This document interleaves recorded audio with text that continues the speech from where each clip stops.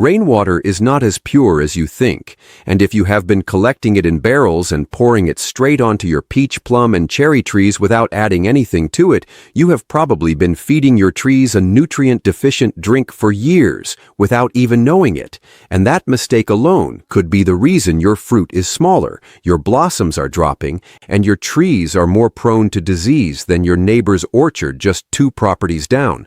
Before we go any further, if you want serious, practical peach, plum, and cherry growing tips every single week, tips that actually come from real orchard experience and not some recycled internet advice, then make sure you hit that subscribe button right now, because this channel is built for growers who want real results, not just pretty videos. In this video, I am going to show you exactly what commercial growers quietly add to rainwater before they ever let it touch the roots of their stone fruit trees. Why plain rainwater alone can actually work against your trees in certain conditions, and how a few simple additions can transform weak, stressed trees into vigorous producers with bigger, sweeter fruit. By the end of this video, you will never look at your rain barrel the same way again.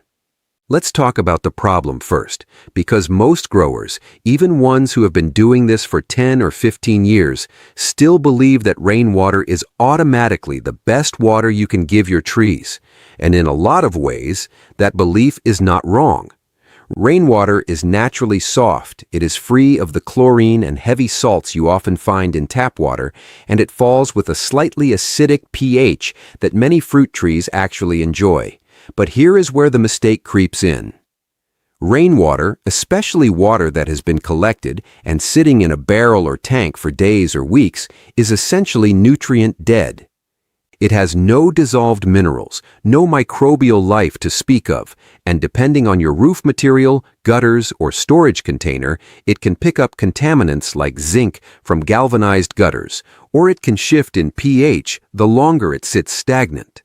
Growers who simply collect rainwater and dump it straight onto their trees are basically giving their peach, plum, and cherry trees a glass of distilled water, when what those roots are actually craving is something closer to a mineral-rich tonic. The other mistake I see constantly, especially with backyard growers and even some small commercial operations, is treating all their water the same way, regardless of the season or the growth stage of the tree.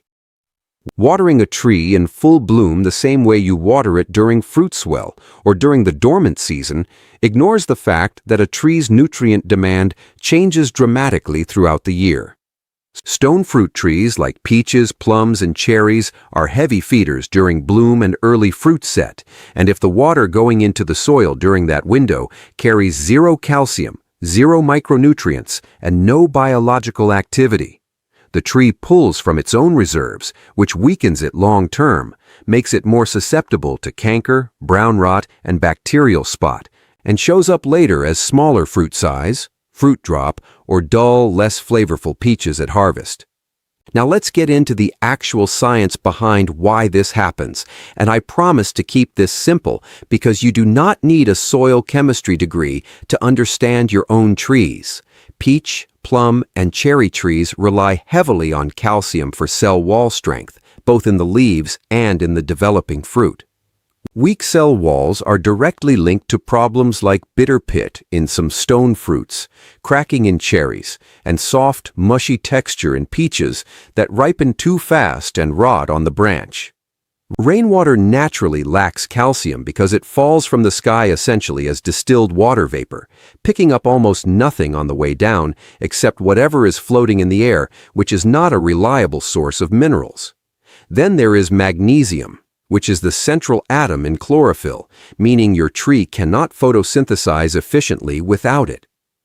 A magnesium deficiency shows up as yellowing between the leaf veins while the veins themselves stay green, and I guarantee some of you watching this have seen exactly that pattern on your peach leaves and blamed it on the weather or the soil, when really it is a mineral gap that plain rainwater simply cannot fill.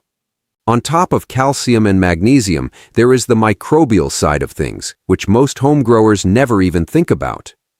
Healthy soil around a fruit tree's root zone is packed with beneficial bacteria and fungi that help the roots absorb nutrients, fight off pathogenic organisms, and build what is essentially an underground immune system for the tree. Stagnant rainwater sitting in a plastic barrel for 2 or 3 weeks develops almost none of that beneficial biology, and in some cases, if algae or anaerobic conditions build up in the barrel, you can actually introduce water that is slightly harmful rather than helpful. This is the exact reason commercial stone fruit orchards, the ones producing thousands of pounds of peaches, plums, and cherries every season, never just rely on raw rainwater. They treat it, they amend it, and they turn it into what I like to call living water before it ever touches the root zone. So let's get into exactly what professional and commercial growers do. Broken down into clear steps you can start using this week, even if you only have 2 or 3 trees in your backyard. Step 1 is adding a calcium source directly into your rainwater barrel before you water. The 2 most common and accessible options are crushed eggshells that have been dried and finely ground, or food-grade gypsum, which is calcium sulfate and does not affect soil pH the way lime does. For a standard 55-gallon rain barrel, commercial growers typically use about half a cup of finely ground gypsum, letting it dissolve for at least 24 hours before use. If you are using eggshells, you need far more volume, roughly 2 to 3 cups of finely crushed shells per barrel, and you want to let that sit for several days, stirring occasionally, because eggshell calcium releases much more slowly than gypsum. This single step alone addresses one of the biggest hidden deficiencies in stone fruit trees and directly improves fruit firmness, reduces cracking in cherries, and strengthens the tree's resistance to fungal invasion through the fruit skin. Step 2 is adding a magnesium source, and the cheapest, most effective option here is plain Epsom salt, which is magnesium sulfate. Commercial growers dissolve about 1 tablespoon of Epsom salt per gallon of water, so for a 55-gallon barrel, you are looking at around 3 to 4 cups total, dissolved thoroughly before application. This is best applied right as blossoms are forming and again during early fruit development, because that is when the tree's magnesium demand for chlorophyll production and energy transfer is at its absolute peak. I have personally watched trees that looked pale and stressed in April turn into deep, healthy green canopies within 3 to 4 weeks of consistent Epsom-treated watering, and healthier canopies directly translate into better sugar production in the fruit come harvest. Step 3, and this is the one most backyard growers completely skip, is introducing a microbial inoculant, or a simple compost tea, into the rainwater before application. Commercial orchards often brew what is called actively aerated compost tea using finished compost, a bit of unsulfured blackstrap molasses to feed the bacteria, and an aquarium bubbler to keep oxygen flowing for 24 to 36 hours. If that sounds too involved for your setup, a simpler version that still works remarkably well is adding 2 tablespoons of unsulfured blackstrap molasses per 5 gallons of rainwater. The molasses itself is not the point, it is what the molasses feeds. It kickstarts the beneficial bacteria and fungi already present in trace amounts in your soil and rainwater, giving them the sugar boost they need to multiply rapidly.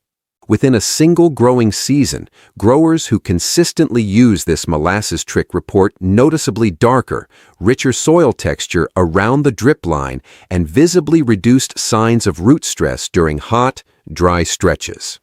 Step 4 is adjusting your pH before you ever add the other ingredients, because if your rainwater has drifted too alkaline from sitting in a concrete or metal container, none of the calcium or magnesium you add will absorb properly.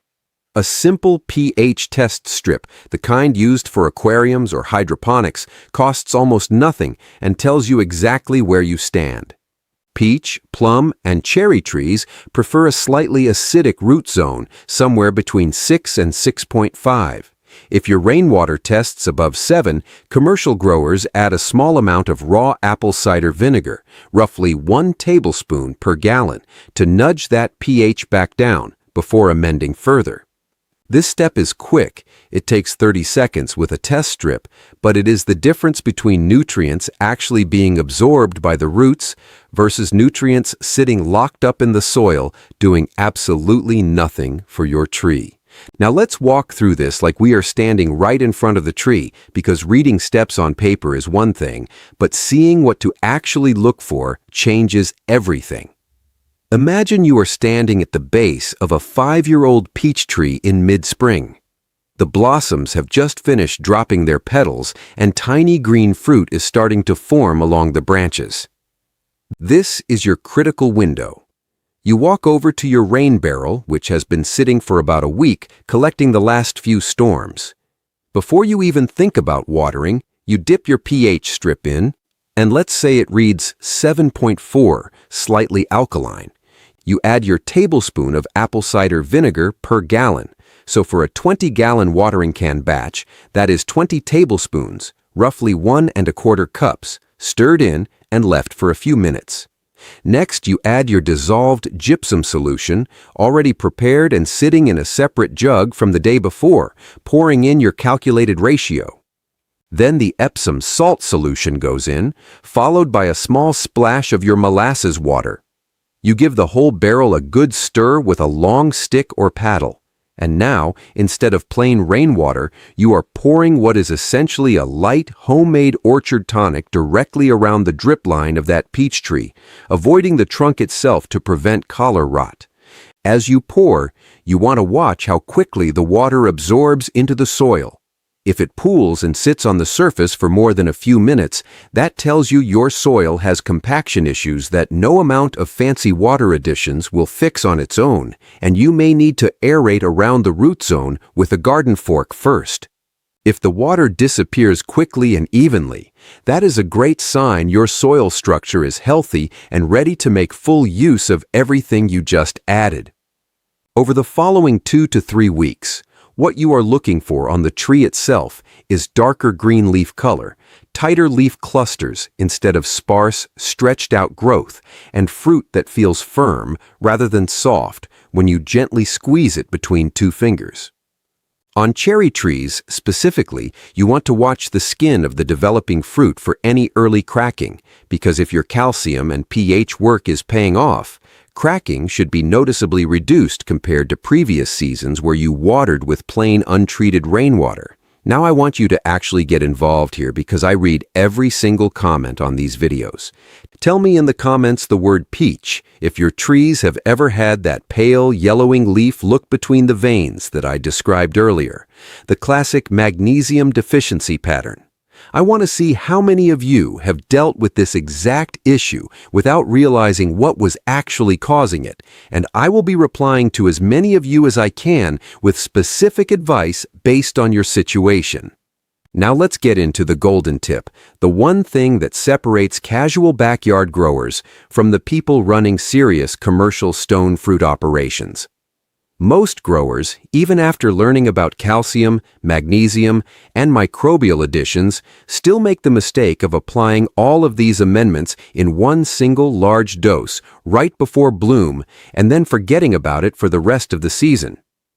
Commercial growers do something different, and it is honestly the piece of information that changed my own orchard results the most. They split these additions into smaller, more frequent microdoses, timed specifically around 3 critical growth windows: bud swell, petal fall, and fruit sizing, rather than one big dump of nutrients. The logic here is simple once you understand it. A tree can only absorb and utilize a certain amount of calcium or magnesium at any given time, and anything beyond that immediate need either leaches past the root zone or sits unused in the soil. By breaking your rainwater amendments into 3 or 4 smaller applications, spaced roughly 10 to 14 days apart during these critical windows, instead of one large application, you are matching the actual biological absorption rate of the tree, and this alone can increase fruit size and reduce disease pressure more than doubling the amount of any single nutrient ever could. This is the exact timing strategy used in professional orchard nutrient management, and it is almost never talked about in casual gardening advice because it requires a bit more planning and attention. But once you set a simple reminder on your phone for these 3 windows, it becomes second nature. Before we wrap up, let's cover the common mistakes I see growers make over and over again with this exact rainwater amendment approach, because avoiding these mistakes is just as important as doing the steps correctly. Mistake number 1 is adding way too much Epsom salt or gypsum at once, thinking more must be better. Stone fruit trees can absolutely be overwhelmed by excess magnesium or sulfate, which can actually block the uptake of other important nutrients like potassium. So stick to the ratios I gave you and resist the urge to double up, hoping for faster results. Mistake number 2 is applying these amended waters directly against the trunk of the tree instead of out at the drip line where the active feeder roots actually live. Watering right at the trunk does almost nothing for nutrient uptake and increases your risk of fungal rot at the base of the tree. Mistake number 3 is skipping the pH test entirely and just assuming your rainwater is automatically fine because it fell from the sky, when in reality, storage containers, roof runoff, and even nearby air pollution can shift that pH more than people expect. And mistake number 4, probably the most common one of all, is doing this once, seeing good results, and then forgetting to repeat it consistently through the season. This is not a one-time fix. It is a rhythm you build into your regular watering routine throughout bloom, fruit set, and fruit sizing, and consistency is what actually produces the dramatic before and after results that commercial growers see year after year. If there is one thing I want you to take away from this video, it is that your peach, plum, and cherry trees are not asking for anything complicated or expensive. They are simply asking for water that actually feeds them, not just hydrates them, and the difference between those 2 things is exactly what separates an average backyard harvest from the kind of deep-colored, firm, sweet fruit that makes your neighbors ask what on earth you are doing differently this year. Start small. Test your rainwater's pH this week, add your calcium and magnesium in the ratios I gave you, and watch how your trees respond over the coming month, because I promise you, the change will not be subtle. If this video helped you look at your rain barrel a little differently, do me a favor and subscribe to the channel so you never miss the next practical, real-world orchard tip, because I am uploading these every single week straight from real growing experience, not theory.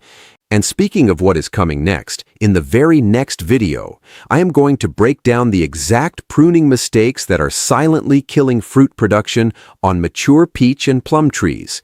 Mistakes that even experienced growers make year after year without realizing it is cutting their harvest in half.